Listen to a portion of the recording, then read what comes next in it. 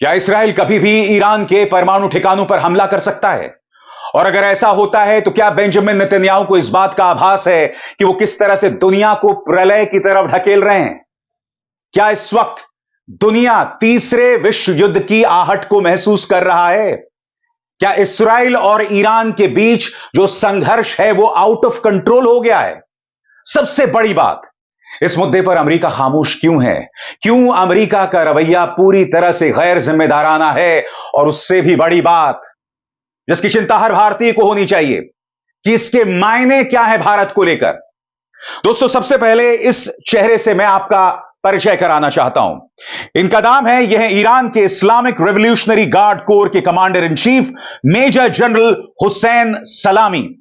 दोस्तों, मैं आपको बतलाना चाहता हूं, दुनिया के सामने वो वीडियो सामने उभर कर आया था जिसमें हुसैन सलामी जो थे वो इसराइल पर हमले का संचालन कर रहे थे। जी हां, वो एक वीडियो स्क्रीन के सामने खड़े हुए थे और कह रहे थे कि अब हम अपना बदला ले रहे हैं। और उसके बाद आपको याद होगा, ईरान की गली गली में यह बात गूंज रही थी कि अब हम इसराइल का खात्मा करके रहेंगे। जियोनिज्म यानी कि यहूदीवाद जो है वो अब खत्म होने वाला है। और ऐसा क्यों हुआ था मैं आपको बतलाता हूं। दोस्तों, इन तीन चेहरों पर गौर कीजिएगा। दोस्तों, एक एक करके आपके स्क्रीन पर ये तीन चेहरे आ रहे हैं। पहला शख्स हमास का नेता इस्माइल हानिया। जुलाई में तेहरान में इन पर हमला होता है और ये मारे जाते हैं और बताया जाता है कि तेहरान में जो हमला हुआ था उसके पीछे इसराइल का हाथ था। उसके बाद दो और हमले होते हैं। दोस्तों, दूसरा शख्स हिजबुल्लाह का नेता हसन नसरुल्लाह और तीसरा शख्स दोस्तों गार्ड कोर के commander brigadier general Abbas Nilofar Shah. सबसे पहले इस्माइल हानिया की मौत होती है और जैसे ही इस्माइल हानिया की मौत होती है तो ईरान के अंदर जो कट्टर तबका होता है वो लगातार कहने लगता है तुम खामोश क्यों हो, खामोश क्यों हो। उस वक्त ईरान कुछ नहीं करता है, खामोश रहता है। मगर उसके बाद एक के बाद एक दो बड़ी हत्याएं होती हैं। और वो कौन सी हत्याएं हैं? दूसरी हत्या हसन नसरुल्लाह की जो कि हिजबुल्लाह के नेता हैं, और उसके बाद गार्ड कोर के commander brigadier general Abbas Nilofar Shah जो कि ईरानी नागरिक हैं। मैं आपको बतलाना चाहूंगा दोस्तों, इस वक्त हिजबुल्लाह का जो वजूद है वो ईरान की मदद के नतीजतन है। अगर ईरान ने हिजबुल्लाह को इतना समर्थन ना दिया होता तो हिजबुल्लाह इतनी बड़ी ताकत नहीं बनती। इसलिए जैसे ही हसन नसरुल्लाह की मौत होती है और इसराइल उसे मौत के घाट उतार देता है, और उसके बाद जब अब्बास निलोफर शाह को मौत के घाट उतारा जाता है, तब ईरान पर दबाव बढ़ना शुरू होता है। नतीजा 1 अक्टूबर की वो रात जब ईरान कई प्रक्षेपास्त्र, कई मिसाइल इसराइल के कई ठिकानों पर दाग देता है। इसराइल का कहना है कि इन हमलों से उसका कोई नुकसान नहीं हुआ, बमुश्किल एक नागरिक की मौत हुई है और उसके अलावा कुछ नहीं। ईरान का कहना है कि हमने बदला ले लिया, हमारा बदला पूरा हो चुका है। मगर अगर इसराइल कोई कार्रवाई करता है, माहौल को बिगाड़ने की कार्रवाई करता है, तो उसे तैयार रहना चाहिए एक बहुत ही खतरनाक अंजाम के लिए। मगर जैसे कि दोस्तों मैंने आपके सामने कहा कि क्या इसराइल ईरान के परमाणु ठिकानों पर हमला कर सकता है? और अगर ऐसा होता है तो क्या हमें अंदाजा है कि दुनिया किस तेजी से तीसरे विश्व युद्ध की तरफ बढ़ रही है? इस मुद्दे पर बीबीसी का क्या कहना है दोस्तों आपके स्क्रीन पर। बीबीसी को कुछ अधिकारियों ने यह भी कहा है कि अगर इसराइल पर हमले का खतरा हुआ तो ईरान के परमाणु ठिकानों को भी निशाना बनाया जा सकता है। सीनियर ईरानी अधिकारियों ने कहा है कि अब हानिया, नसरल्लाह और निलोफर शाह की हत्याओं का बदला लिया जा चुका है और अगर उन्हें उकसाया नहीं गया तो और हमले नहीं होंगे। ईरान के विदेश मंत्री अब्बास अरागाची ने कहा है कि उन्होंने अमेरिका को तेहरान स्थित स्विट्जरलैंड के दूतावास के जरिए बताया है कि वो इस मामले में हस्तक्षेप न करें। अब्बास अरागाची ने कहा कि कोई भी तीसरा मुल्क जो इसराइल की मदद करे या अपने एयर स्पेस का इस्तेमाल ईरान के खिलाफ होने देगा, वो ईरानी हमले का वैध टारगेट होगा। इस मुद्दे को समझिए, अगर अमेरिका इसराइल की मदद करेगा और अगर हालात बेहद खराब हो जाते हैं, यानी कि युद्ध की तरफ बढ़ते हैं, तो ईरान अमेरिका पर भी हमला कर सकता है, अमेरिकी टारगेट्स, अमेरिकी इंटरेस्ट पर भी हमला कर सकता है। यह अपने आप में बहुत खतरनाक है दोस्तों। इंतजार कीजिए अमेरिका ने इस पर क्या कहा है कुछ देर बाद। मध्य पूर्व में करीब 40,000 अमेरिकी सैनिक तैनात हैं। इनमें से अधिकतर इराक और सीरिया में हैं। इन सैनिकों को सीरिया में मौजूद ईरान समर्थित गुटों से खतरा हो सकता है, लेकिन फिलहाल ईरान को इस्राएली जवाब का इंतजार है और उम्मीद करनी है कि उसने जो दांव खेला है वो कारगर साबित होगा।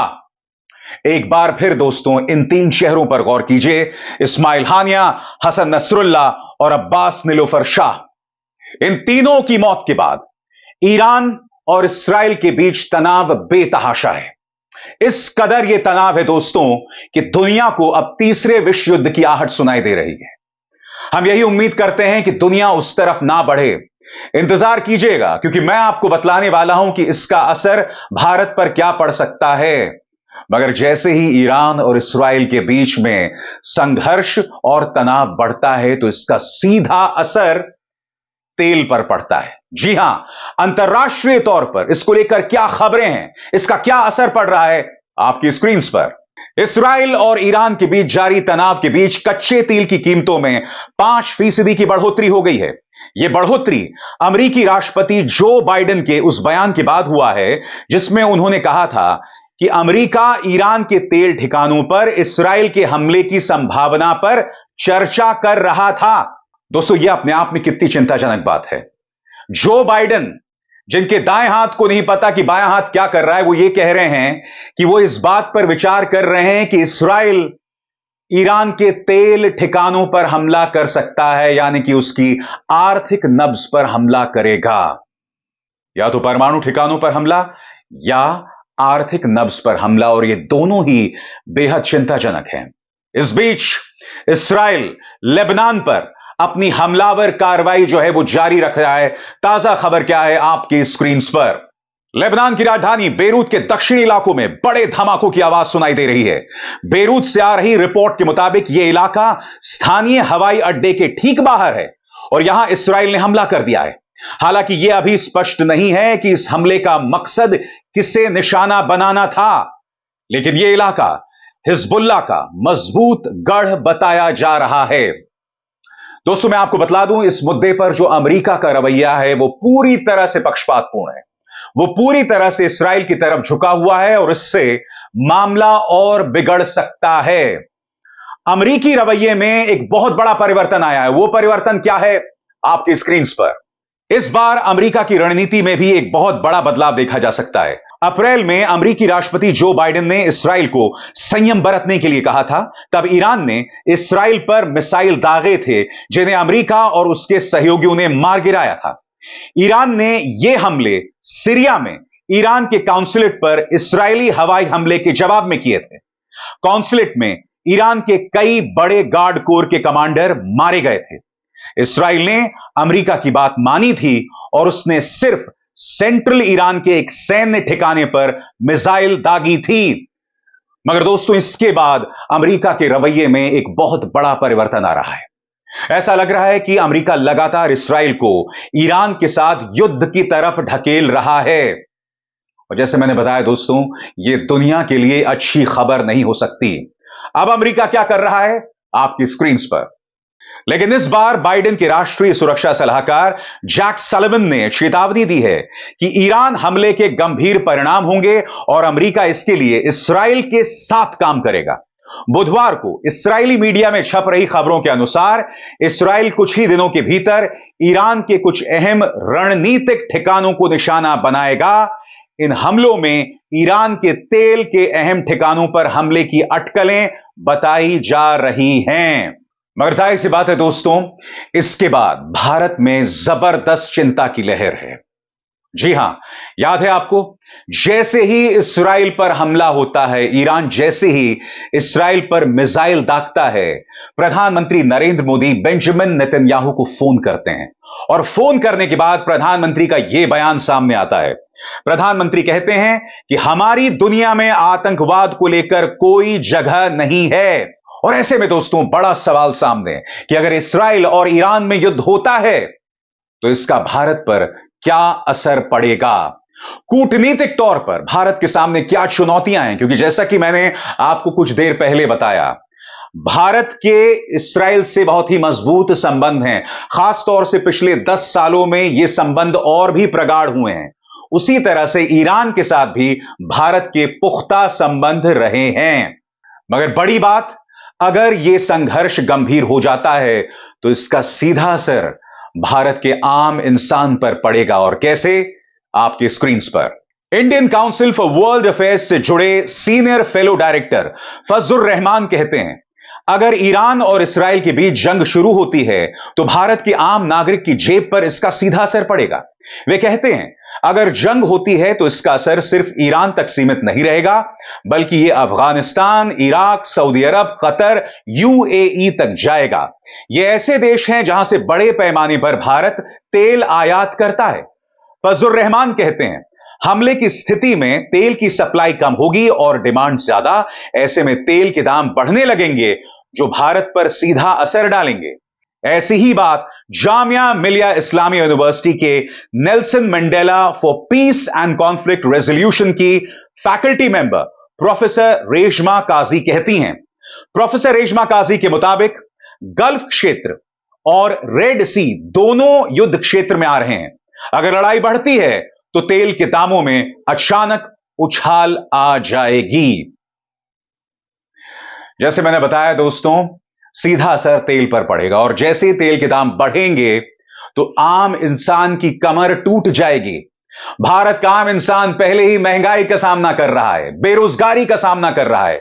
उसको लेकर समाधान सरकार नहीं ला पा रही है। ऐसे में अगर ईरान और इस्राइल के बीच संघर्ष बढ़ेगा, विश्व जो है युद्ध की तरफ बढ़ेगा, तो हमारे वजूद पर सवालिया निशान पैदा हो जाएगा। आपको अंदाजा है, जब एक परमाणु बॉम्ब गिरता है तो सिर्फ एक इलाके को नुकसान नहीं पहुंचाता। अब परमाणु बॉम्ब इतने एडवांस हो चुके हैं, हम नहीं जानते हैं कि अगर उसका निशाना पॉइंट ए पर रहा तो उसका असर पॉइंट जेड पर पड़ेगा या नहीं पड़ेगा। सबसे बड़ी बात, भारत के सामने चुनौती है, क्योंकि उसके अच्छे ताल्लुकात इस्राइल से भी हैं, ईरान से भी हैं, इस्राइल से ज्यादा हैं। चिंताजनक बात यह है कि भारत के व्यावसायिक हित इन दोनों देशों में, स्वाभाविक सी बात है, यह एक बड़ी चुनौती बनी रहेगी। मैं आपको बतलाना चाहता हूं दोस्तों, जब इस्राइल वजूद में आया था उसके कई सालों बाद, यानी कि 1992 को भारत ने उसे मान्यता दी थी, इस्राइल को मान्यता दी थी। और अगर आपको भारत और इस्राइल के संबंधों को समझना है तो आपको इस घटनाक्रम पर निगाह डालनी पड़ेगी। हाल ही में जब ईरान के राष्ट्रपति इब्राहिमी रईसी की हेलीकॉप्टर हादसे में मौत हो गई थी, तब भी भारत सरकार ने देश में 1 दिवसीय राष्ट्रीय शोक की घोषणा की थी। विदेश मंत्रालय ने आधिकारिक बयान जारी करते हुए कहा था कि पूरे भारत में शोक के दिन सभी सरकारी इमारतों पर राष्ट्रीय ध्वज आधा झुका रहेगा।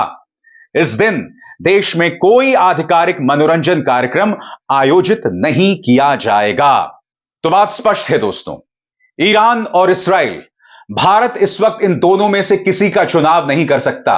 मगर मुद्दा चुनाव का है ही नहीं। मुद्दा बिल्कुल स्पष्ट है कि अगर यह मामला बढ़ा और अगर वाकई इस्राइल ने ईरान के परमाणु ठिकानों या तेल ठिकानों पर हमला किया तो जवाबी कार्रवाई ईरान भी करेगा। और ऐसे में दुनिया 2 खेमों में बंट सकती है। भारत हमेशा से गुट निरपेक्ष रहा है। भारत की ताकत गुट निरपेक्षता रही है, नॉन अलाइंड रवैया रहा है।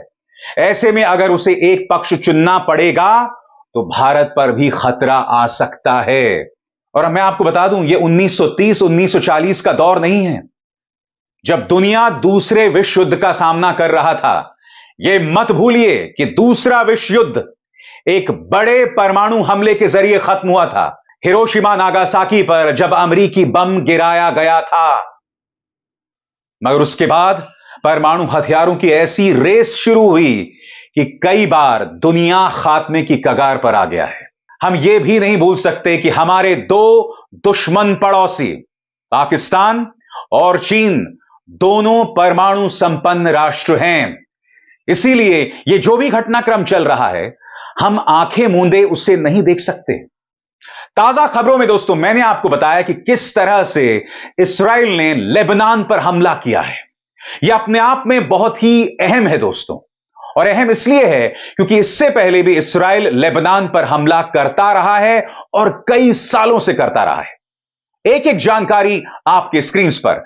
पहला हमला होता है 1978 को, और इसके बारे में क्या जानकारी है मैं आपको बतला रहा हूं। पहली बार 1978 में इस्राएली सैनिकों ने दक्षिणी लेबनान पर हमला किया था। इसे लितानी ऑपरेशन कहा गया था। दरअसल 1948 में इस्राएल की स्थापना के बाद लेबनान फलस्तीनी शरणार्थियों के लिए प्रमुख ठिकाना बन गया था। इन शरणार्थियों में पीएलओ जैसे संगठनों के सदस्य के साथ ही दूसरे फलस्तीनी मिलिशिया भी शामिल थे, यानी कि दूसरे फलस्तीनी आतंकवादी भी शामिल थे। इन लड़ाकों ने लेबनान से इस्राएल पर हमला बोल दिया था। इससे दोनों देशों के बीच संघर्ष की स्थिति पैदा हो गई थी। और इसके बाद दूसरा हमला होता है उसके ठीक 4 साल बाद, यानी 1982 को। आपके स्क्रीन पर लेबनान में इस्राएल का सबसे बड़ा ऑपरेशन 1982 में हुआ था। यह लेबनान में गृह युद्ध का दौर था। उस समय हजारों इस्राएली सैनिकों ने सैकड़ों टैंकों और हथियारबंद गाड़ियों के साथ बॉर्डर पार किया था। इस हमले का मुख्य मकसद था पीएलओ को पीछे ढकेलना। उस दौरान इस्राएल ने लेबनान के बंदरगाह शहर सिदोन पर कब्जा कर लिया था। इस्राएल का मकसद था पीएलओ के ठिकाने पर हमला करना ताकि वो उस पर हमला ना कर सके। और फिर करीब 14 साल की शांति का दौर आता है। 1982 में हमला होता है और उसके बाद बड़ा हमला होता है 1996 को। 1982 में लेबनान पर इस्राएल का हमला पीएलओ को वहां से हटाने में कामयाब रहा। इस हमले के बाद ही पीएलओ अपना मुख्यालय लेबनान से ट्यूनीशिया ले गया। इसके बाद आक्रामक अर्धसैनिक संगठन हिजबुल्लाह का गठन होता है। यह भी इस्राएल को अपना दुश्मन मानता है और उस पर हमले की हिमायत करता है। अप्रैल 1996 में इस्राएल ने पहली बार हिजबुल्लाह के खिलाफ मोर्चा खोला। उस समय हिजबुल्लाह ने इस्राएल पर रॉकेट से हमले किए थे। इसके बाद इस्राएल का ऑपरेशन सीमित था और यह सिर्फ 2 सप्ताह से ज्यादा चला था। और मैं आपको बता दूं दोस्तों, जब 1996 में यह संघर्ष चला था, क्योंकि मैं नहीं भूला उस संघर्ष को, मैंने अपनी पत्रकारिता की शुरुआत की थी। इस संघर्ष में बहुत बड़ी तादाद में बेकसूर नागरिक मारे गए थे। यह होता है युद्ध का परिणाम। और फिर साल 2006, यह वो दौर था दोस्तों जब लेबनान और इस्राएल के बीच करीब 34 दिनों का युद्ध चला। आपके स्क्रीन पर इस संघर्ष को लेकर आखिर क्या जानकारी है। 2006 के जुलाई महीने की बात है। सीमा से इस्राएली शहरों पर बमबारी करने के साथ ही हिजबुल्लाह के लड़ाके आगे बढ़ते रहे और उन्होंने इस्राएली सेना के 2 वाहनों पर हमला कर 8 सैनिकों को मार दिया, 2 को बंधक बना लिया। इसके जवाब में इस्राएल ने लेबनान में हिजबुल्लाह के कई ठिकानों पर हमला किया, तोप और गोले छोड़े। करीब 34 दिन तक यह संघर्ष चलता रहा। और क्या आप जानते हैं इसमें कितने नागरिक मारे गए? इस संघर्ष में करीब 1191 लोग मारे गए। और यही नहीं, इस्राएल को भी इसका नुकसान हुआ था। करीब 121 इस्राएली सैनिक मारे गए थे और करीब 44 इस्राएली नागरिकों की मौत हुई थी। यानी कि जब भी युद्ध होगा, संघर्ष होगा, तो आम इंसान को इसकी कीमत चुकानी पड़ेगी। हम यही उम्मीद करते हैं कि इस संघर्ष में इस्राएल और ईरान दोनों को सद्बुद्धि मिले, क्योंकि अगर इस्राएल ईरान के अहम ठिकानों पर हमला करता है तो उसकी जवाबी कार्रवाई होगी। और एक बार जवाबी कार्रवाई शुरू हो गई तो आप जानते हैं यह सिलसिला थमने नहीं वाला और भारत को भी इसकी गंभीर कीमत चुकानी पड़ सकती है। अब इज़हार शर्मा को दीजिए इजाजत। नमस्कार। स्वतंत्र और आजाद पत्रकारिता का समर्थन कीजिए, सच में मेरा साथी बनिए। बहुत आसान है दोस्तों, इस ज्वाइन बटन को दबाइए और आपके सामने आएंगे ये 3 विकल्प। इनमें से एक चुनिए और सच के इस सफर में मेरा साथी बनिए।